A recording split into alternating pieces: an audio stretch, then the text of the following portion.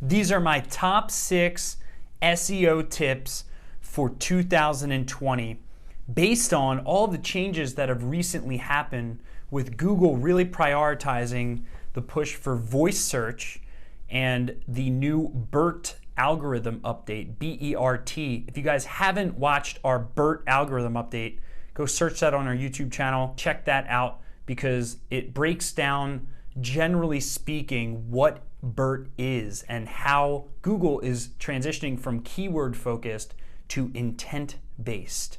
So the first tip for 2020 SEO is going to be creating longer power pages on a monthly basis. So a power page is essentially an everything you need to know type article. If you audit pages that rank on the first page of Google, you'll notice that a lot of them, especially for competitive keyword terms, are very lengthy.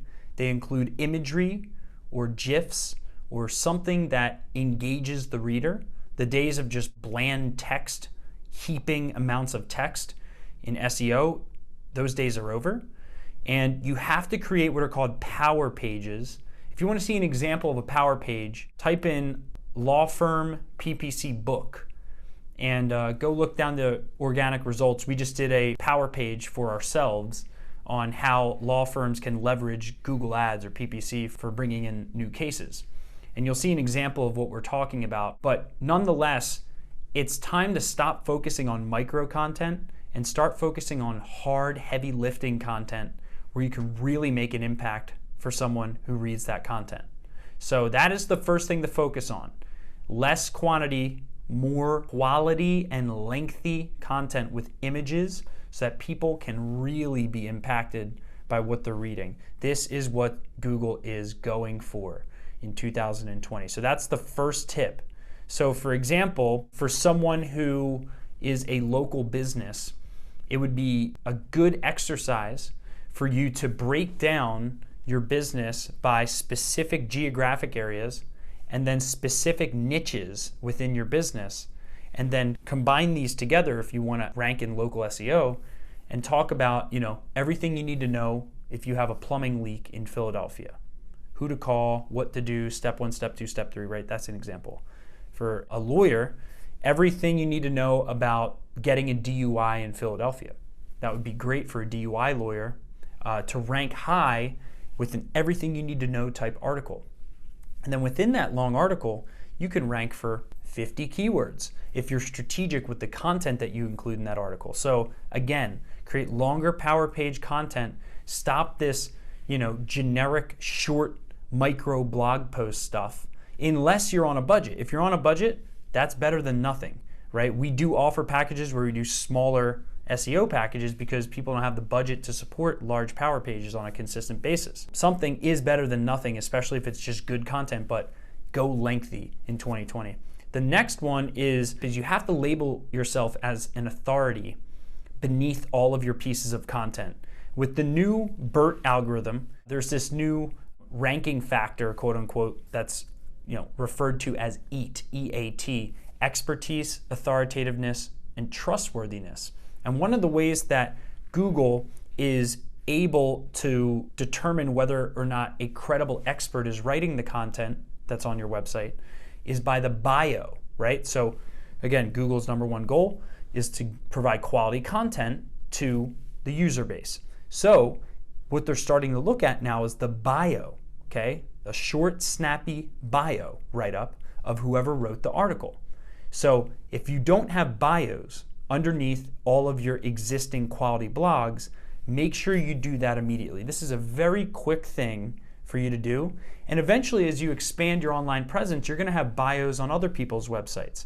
And Google's going to put 2 and 2 together, and Google's going to go, interesting. This guy seems to be a credible expert on this topic because they've been mentioned on 4 other websites on the same topic. They're mentioned on their own website on this topic. They must be an expert.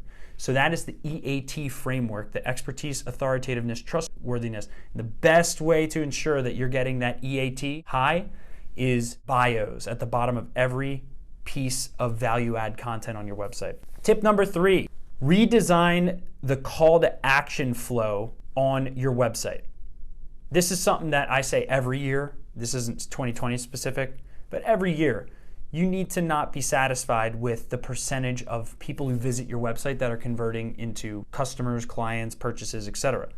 Always be trying new things to see if you can get a higher engagement rate, a higher conversion rate, even if that means you add an opt-in of some sort, or you give a free goodie away on your website like an ebook or a PDF of some sort.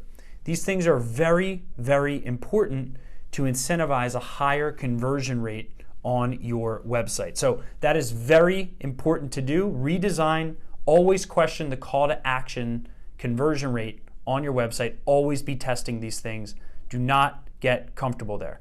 Okay, the next one is creating new content and or repurposing old content into a Q&A format to accommodate Google's, again, focus on voice search.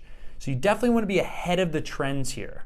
So what does that look like? Well, now when you do searches on Google, you know how sometimes when you scroll down, it'll show, and look how I'm using my thumb because I do it on my phone the most.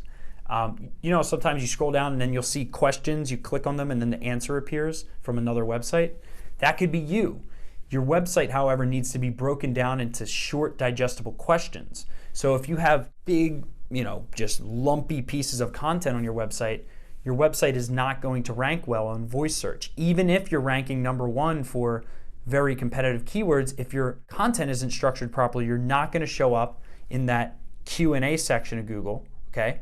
The next thing you're not going to show up in is when people ask their phones, hey Google, find me a, whatever your niche is, personal injury lawyer or plumber, right? When people ask their phone to find them a service provider, similar to the service you provide, you're not going to show up if you don't have Q&A content to facilitate the answers to their questions. So break up your content into Q&A form. You will rank for more keywords, not only organically, you'll provide a better user experience, but you'll also show up in the Q&A section of organic Google and in more of the voice search snippets, the voice search results. Okay, next is embed video into text-based blogs.